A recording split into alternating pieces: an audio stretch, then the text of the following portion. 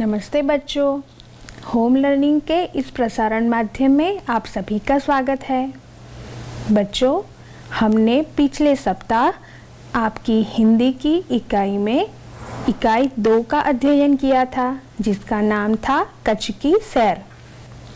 तो चलिए बच्चों, आज हम हमारी यात्रा को आगे बढ़ाते हैं। तो आप सब तैयार हो ना? अब हम कंडला से दक्षिण की ओर जाएंगे, जहाँ पर है भद्रेश्वर जिनालय। बच्चों, जिनालय का अर्थ होता है जैन धर्म का तीर्थ स्थान, जहाँ पर जैन लोग पूजा अर्चना के लिए जाते हैं। यह जिनालय 2500 साल पुराना है। यह जिनालय संगमरमर के पत्थरों से बना है और उसमें की गई नक्काशी बेनमून है कि यह जिनालय भूचाल के दरमियान बहुत ही खंडित हुआ था, लेकिन स्थानिक प्रजा और प्रशासन के सहयोग से अब यह जिनालय आधुनिकता के रूप में हमें देखने को मिलता है। तो चलिए हम भद्रेश्वर जिनालय की सैर करते हैं। देखिए बच्चों, यह सुंदर दृश्य भद्रेश्वर जिनालय का है। यह जैनों का बड़ा पवित्र स्थान माना जाता है। अब हम आगे बढ़ेंगे मुंद्रा की ओर। विद्यार्थी मित्रों, मुंद्रा एक पोर्ट यानी कि बंदरगाह है। यह है मुंद्रा पोर्ट। आप यहाँ पर देख सकते हैं कि कितना बड़ा जहाज यहाँ पर ठहरा है। यह बंदरगाह है, इसलिए यहाँ से देश विदेश से आने और जाने वाले बड़े बड़े जहाज आपको देखने को मिलेंगे। यह बंदरगाह उद्योगों के विकास के लिए महत्वपूर्ण माना जाता है। अब हम चलेंगे समुद्र के तट की ओर। यहाँ पर मांडवी नामक एक पुराना शहर है, जो अपनी धरोहर को संभाल कर बैठा हुआ है। यहाँ पर हमें कई सारी पवन चक्कियाँ, कई सारे सुंदर स्थल और कई प्राचीन धरोहर देखने को मिलती है। आपको तो समुद्र के तट पर खेलना बहुत ही अच्छा लगता होगा। जब भी आप कोई समुद्रीय तट पर जाते हो और वहाँ की सैर करते हो, तो आप पानी को छुए बिना तो बिल्कुल नहीं रहोगे। बिल्कुल सही बात की ना मैंने?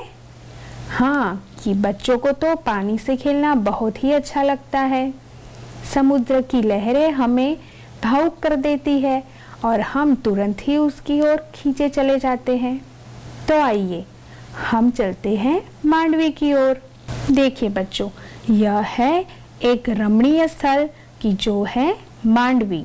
आप देख सकते हैं कि यहाँ पर सैर करने वाले जब भी यहाँ आते हैं तो ऊंट की सवारी जरूर करते हैं। देखिए, यहाँ पर एक ही कतार में कई सारी पवन चक्कियाँ हमें देखने को मिलती है। बच्चों, हम यहाँ से जब आगे जाएंगे तो यहाँ पर हमें मिलेगी VRTI संस्था। अब आगे चलेंगे हम 72 जिनालय की ओर। आपको पता है कि यह भी एक जैन धर्म का तीर्थ स्थल है। यहाँ पर श्रद्धालु आते जाते हैं। 72 जिनालय भी उसकी बेनमून नक्काशी के लिए जाना माना है। तो चलिए हम उसकी सैर करते हैं। देखिए विद्यार्थी मित्रों, यह है 72 जिनालय का दृश्य। कितने सुंदर और सफेद संगमरमर के पत्थरों से इसे तराशा गया है। इसकी भव्यता का अंदाजा हमें इस चित्र से ही आ जाता है। यहाँ पर जैन धर्म के तीर्थंकरों की मूर्तियां भी लगी हुई है और उसके शिखर पर ध्वजारोहण भी किया गया है। बच्चों, आपको लगता होगा कि कच्छ में तो बहुत ही बड़े बड़े अंतर पर शहर और नगर देखने को मिलते हैं। तो जब भी किसी को आवश्यक सेवाओं की ज़रूरत पड़ती है तो वह लोग कहाँ जाते होंगे? जैसे कि किसी को अस्पताल जाना है तो वहाँ सुविधा उनको कैसे मिलती होगी? तो यहाँ पर बीदड़ा नामक एक गांव है, जहाँ पर अंतर्राष्ट्रीय अस्पताल है। देखिए बच्चों, यह है हमारा बीदड़ा गांव, जहां पर है अंतर्राष्ट्रीय अस्पताल। बच्चों, यहाँ पर आगे जाएंगे तो हमें डूमरा और जखौ जैसे कुछ छोटे छोटे नगर देखने को मिलेंगे। आपको पता है कि जखौ भी एक विकसित बंदरगाह है। वहाँ पर भी आपको बड़े बड़े जहाज देखने को मिलेंगे। आप वहाँ से थोड़ी दूरी पर जाएंगे तो आपको नलिया शहर देखने को मिलेगा। नलिया तहसील का मुख्यालय है। यहाँ पर हमारी वायुसेना का अड्डा भी है। चलिए हम वहाँ की सैर करते हैं। देखिए विद्यार्थी मित्रों, यहाँ पर युद्ध विमानी जहाज देखने को मिलते हैं और यहाँ हमारी वायुसेना के सैनिक भी आपको देखने को मिलेंगे कि जो हमारी देश की सेवा करते हैं और सुरक्षा भी करते हैं। अब हम नलिया से 1 घंटे की दूरी पर आगे बढ़ेंगे। वहाँ पर जाकर हमें मिलेगा नारायण सरोवर। यह सरोवर अति सुंदर और अति प्राचीन स्थल माना जाता है। यह रामायण के काल का स्थल माना जाता है। यहाँ पर लोग पूजा अर्चना और धार्मिक विधि के लिए आते हैं। पौराणिक कथाओं के अनुसार माना जाता है कि रावण यहाँ से प्रथम बार गुजरा था। यहाँ पर एक दूसरा दृश्य है जो कि है कोटेश्वर नामक एक दर्शनीय मंदिर का। यह भी भारत का प्राचीन स्थल माना जाता है। बच्चों, आपको पता है कि इस स्थल में एक पुराना शिवलिंग है। इसकी मुख्य विशेषता यह है कि यहाँ पर होने वाले सूर्यास्त और सूर्योदय बहुत ही मनभावक होते हैं। यहाँ पर भी आपको हमारी भारतीय सेना देखने को मिलती है जो हमारी दरियाई सुरक्षा के लिए रात दिन मेहनत करती है। अब हम आगे बढ़ेंगे लखपत की ओर। बच्चों, आपको पता है कि सिख के धर्मगुरु कौन है? उनके धर्मगुरु है गुरु नानक। तो गुरु नानक की चरण रज इस स्थल पर यानी कि लखपत में देखने को मिलती है और यह चरण रज गुरुद्वारा में हम देखेंगे। तो चलिए अब हम जाते हैं लखपत में। देखिए, यह है हमारा लखपत का गुरुद्वारा जहाँ पर सिखों द्वारा पूजा अर्चना की जाती है। और देखिए, यह है जीर्ण अवस्था में दिख रहा हुआ एक किला कि जो भी लखपत शहर में ही है। विद्यार्थी मित्रों, हमने यह धार्मिक स्थल को और ऐतिहासिक स्थल को देखा है और अब हम आगे बढ़ेंगे पांद्रों की ओर। आपको पता है कि हमारे देश के विकास के लिए खनिज संपत्ति का भी बड़ा ही महत्व है।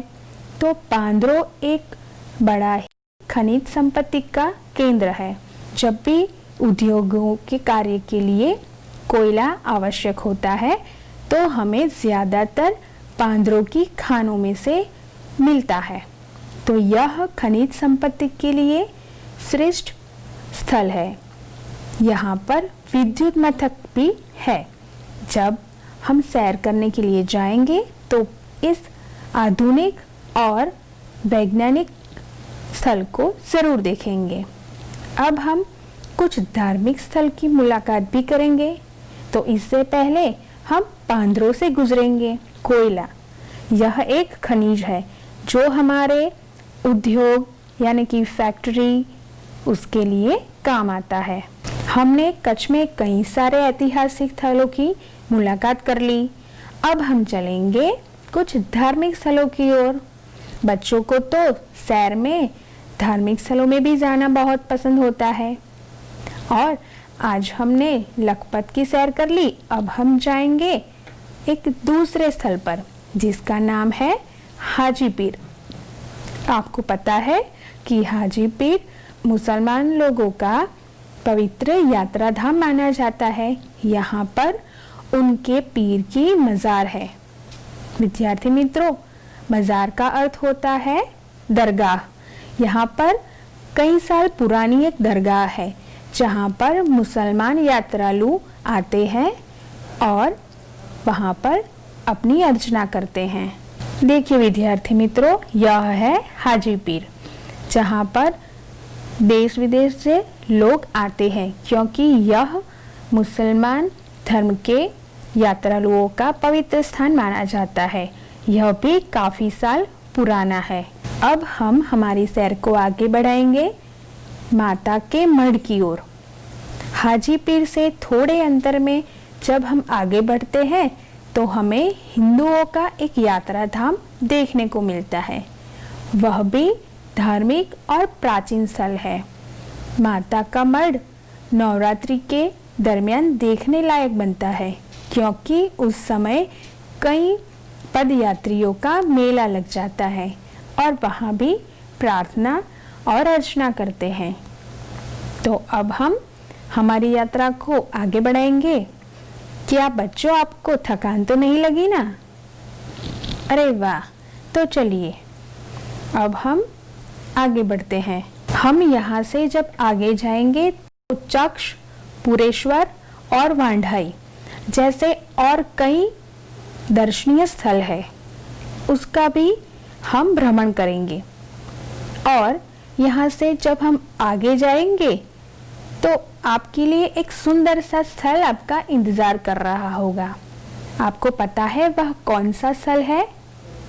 वह स्थल है नखत्राणा। यह है पक्षियों का मनभावक स्थल क्योंकि यहाँ पर हजारों पक्षी देश और विदेश से आते हैं। तो आपको भी यह दृश्य देखना है, तो चलिए मेरे साथ नखत्राणा। देखिए, यह है नखत्राणा का सरोवर। यह पक्षी सरोवर यहाँ पर आने वाले दूरंदेशी पक्षियों के लिए बहुत ही प्रसिद्ध है। यहाँ पर कई सारे फोटोग्राफर्स भी आते हैं क्योंकि यहाँ पर वर्ष में एक ही बार आने वाले पक्षी देखने को मिलते हैं। जब भी हम कच्छ जाएंगे तो नखत्राणा का प्रवास अवश्य करेंगे। अब हम एक महत्वपूर्ण स्थल की यात्रा करने वाले हैं कि जो है कच्छ का मुख्य केंद्र, वह है भुज। आपने कभी भुज देखा है? यह एक बड़ा नगर है। यहाँ पर सुंदर बागीचे हैं, सुंदर राजाओं के महल है, कई सारे टावर, ऐतिहासिक स्थल है और धार्मिक स्थल भी है। यहाँ पर आपको पूरा कच्छ देखने को मिलेगा, इसीलिए भुज को कच्छ का केंद्र माना जाता है। चलिए अब हम शुरू करते हैं भुज की सैर। आपको भुज की सैर करने में बहुत ही मज़ा आने वाला है। देखिए बच्चों, यह है हमारा आधुनिक भुज। यहाँ पर कई सारी और आधुनिक इमारतें आपको देखने को मिलेगी। यह शहर सुंदर और आधुनिक है। विद्यार्थी मित्रों, आपको पता है कि सन 2001 में भुज में एक बड़ा ही भूचाल आया था और पूरे शहर को ध्वस्त कर दिया था। हमारे आसपास के शहर भी पूरे हिल चुके थे और उस भूचाल का मुख्य केंद्र था भुज। तो आपको पता है वहाँ पर कितना विनाश हुआ होगा। उसकी सारी इमारतें, सारे मकान और कई सारे दर्शनीय स्थल ध्वस्त हो चुके थे और पूरा भुज शहर खंडहर बन चुका था। आपको मैं कुछ चित्र दिखाती हूँ जो आपको बताएंगे कि यह भूचाल कितना विनाशक होगा। देखिए विद्यार्थी मित्रों, यह दृश्य भूचाल का है। उस समय भुज शहर ने काफी कुछ सहन किया था। यहाँ पर एक दूसरा दृश्य है जहाँ पर यह विनाशकारी भूचाल कितना भयंकर होगा, इसका दृश्य आप देखेंगे। देखिए, यहाँ पर सारी इमारत खंडहर बन चुकी है और कचरे के ढग की तरह दिख रही है। और अब देखिए, यह है हमारा भुज। कि वह अपनी विरासत को लेकर अब भी वहां पर ही खड़ा है। देखिए, यह है आईना महल। यहाँ पर आईना इस्तेमाल किया गया है उसकी हर चौखट पर। देखिए, यह पूरा महल आईनों के साथ बना है, इसीलिए उसे आईना महल कहा जाता है। और यह है प्राग महल। देखिए, हमारे राजा यानी कि हमारे पूर्वज कितनी भव्यता से जीते हैं। इस चित्र को देखकर हमें उनकी समृद्धि का और हमारी संस्कृति दोनों का परिचय मिलता है। यह है हमीरसर तालाब। तो यह तालाब भी बड़ा ही रमणीय है। यह है कच्छ का म्यूजियम। म्यूजियम का अर्थ होता है लोक संग्रहालय, कि जहाँ पर राजाओं के पहनावे, उनके खान पान के लिए उपयुक्त किए हुए बर्तन, उनकी तलवारें, उनकी तोप, सभी चीज़ों को संभाल कर रखा गया है। जब भी कच्छ जाएं तो इस म्यूजियम का दर्शन अवश्य करें। यह है हमारा हिल गार्डन। देखिए, यहाँ पर भी कई सारे पेड़ पौधे हैं, कई सारे फूल हैं। यह भी एक रमणीय स्थल है। यह है भुज का टावर। यह भी एक प्राचीन और अति रमणीय स्थल है, जो कि एक महल की तरह दिखता है। यहाँ पर विश्वविद्यालय भी है, जहाँ पर कई सारे विद्यार्थी पढ़ते हैं। विद्यार्थी मित्रों, तो आपको कैसी लगी कच्छ की यात्रा? हमने भुज में तो कई सारी चीजें देखी। मजा आया आपको? यहाँ पर तो पूरा कच्छ देखने को मिल गया। सही है ना मेरी बात, कि यहाँ पर तो ऐतिहासिक स्थल भी देखे, धार्मिक स्थल भी देखे, राजाओं के बड़े बड़े महल दिखे और तालाब के साथ सुंदर बगीचा भी देखने को मिला। तो आपको तो भुज बहुत पसंद आया होगा। अब हम चलते हैं आगे। हमारी यात्रा हम आगे बढ़ाते हैं। चलिए, अब हम भुज से उत्तर दिशा की ओर चलते हैं, जहाँ पर खावड़ा नामक एक स्थल है। वहाँ पर काला डूंगर दिखाई देता है। बच्चों, आपको पता है यहाँ पर भी एक धार्मिक स्थल है और खावड़ा यह काले डूंगर के लिए बेहद प्रसिद्ध है। तो चलिए हम देखते हैं कि यह डूंगर कैसा दिखता है। देखिए बच्चों, यह है कच्छ का काला डूंगर। यहाँ पर धार्मिक स्थल भी है और यह स्थल जब हम ऊंचाई से देखेंगे तो हमें पूरे कच्छ की झांकी देखने को मिलती है। आपको पता है, यहाँ से कच्छ का पूरा रेगिस्तान हम देख सकते हैं। यहाँ पर खावड़ा में रणोत्सव का आयोजन भी किया जाता है। आपको पता है कि यहाँ पर जो स्थानिक रहते हैं उनके साथ प्रशासन मिलकर हर साल रणोत्सव का आयोजन करते हैं। रणोत्सव में कई सारे विदेशी यात्री भी आते हैं। वह इतना मनभावन जो है। रणोत्सव में देखने लायक दो मुख्य बाबत है कि वहाँ पर दिन में रेगिस्तान का नज़ारा और चांदनी रात में रेगिस्तान का दूध सा चित्र, वो दोनों ही हमें लुभाते हैं। आप मेरे साथ चलेंगे खावड़ा के इस रणोत्सव में? चलिए हम चलते हैं रणोत्सव की सैर करने। देखिए, यह है हमारे कच्छ का सफेद रण। कितना सुंदर दृश्य है यह। आपने देखा कि जहाँ तक हमारी नज़र ठहरती है पूरा सफ़ेद रेगिस्तान हमें नज़र आता है। यह नज़ारा कितना रमणीय है। और यह है चांदनी रात में धुला हुआ रेगिस्तान।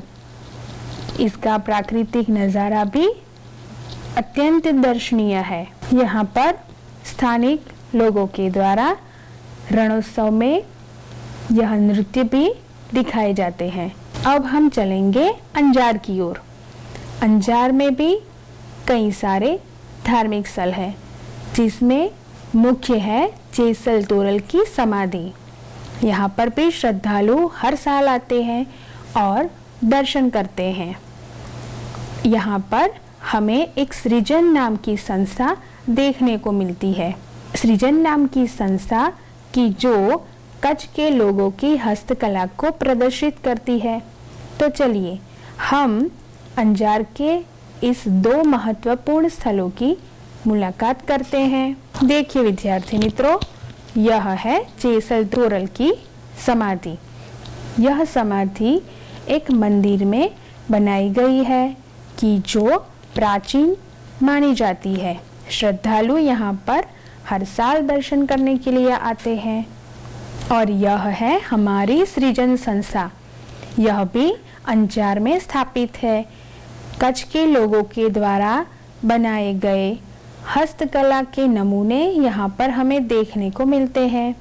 यहाँ की प्रजा की हस्तकला बेहद बेनमून मानी जाती है। देखिए यहाँ पर कई सारी औरतें अपने हाथ से बनाए गए वस्त्रों पर कुछ कार्य कर रही है। तो यह भी विदेशों में भेजा जाता है और यह हमारी भारतीय हस्तकला को प्रदर्शित करता है। देखिए यहाँ पर कुछ आभूषण है और उस पर भी हस्तकला का प्रदर्शन दिखाई देता है। तो बच्चों, हमने अंजार तक हमारी यात्रा की। अब हमारी यात्रा पूर्ण होने के छोर पर है। अब हम जाएंगे सूरजबारी। आपको याद है हमने हमारी यात्रा कहाँ से शुरू की थी? बिल्कुल सही, हमारी यात्रा शुरू हुई थी सामखियाली से, कि जो कच्छ का प्रवेश द्वार माना जाता है। और अब हमारी यात्रा एक अंतिम स्थल पर है जिसका नाम है सूरजबारी। यह स्थल कच्छ का अंतिम छोर यानी कि अंतिम स्थल माना जाता है। इस स्थल पर हमारे कच्छ की यात्रा पूर्ण होती है। तो आपने हमारे भव्य कच्छ को देखा और उसको महसूस भी किया होगा। तो विद्यार्थी मित्रों, आपने इस सैर को बड़े ही आनंद से पूर्ण किया है। आप मानते हो ना कि कच्छ नहीं देखा तो कुछ नहीं देखा। देखिए यहाँ पर सूर्यास्त भी हो रहा है और एक और हमारी यात्रा भी पूर्ण हो रही है। तो बच्चों, अब हम इस इकाई का स्वाध्याय करेंगे और देखेंगे कि आपको इस इकाई में से क्या क्या याद रहा है। चलिए, यहाँ पर पहला प्रश्न है, कौन से स्थल को कच्छ का प्रवेश द्वार कहा जाता है? तो उसका उत्तर है सामखियाली को कच्छ का प्रवेश द्वार माना जाता है।